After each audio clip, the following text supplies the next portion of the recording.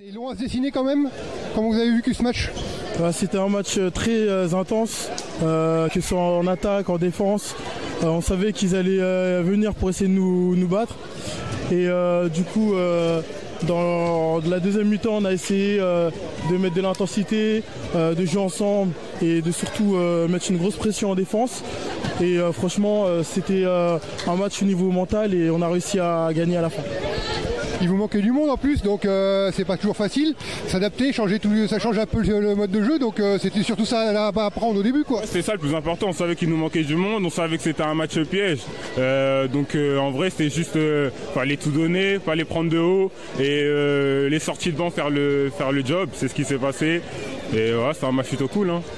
On va revenir sur les mêmes questions que d'habitude. Vous avez pris des grands contre Touraine, contre la Séguinière. Et là, ils en avaient 3 de 2,05 m quand même. Donc c'est compliqué à gérer aussi, ça pour vous, qui est une équipe un peu plus petite quand même. Oui, sachant qu'il nous manquait un intérieur de 2,05 m du coup.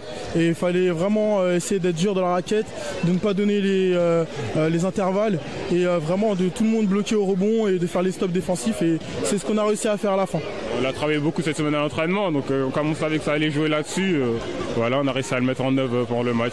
C'est parfait. Bon bah les gars, joyeux Noël, vous pouvez souhaiter un joyeux Noël à tout le monde et puis on se retrouve au mois de janvier. Merci vous aussi. Bonne fête à tout le monde, bonne fin d'année. Au revoir. Au revoir. Merci.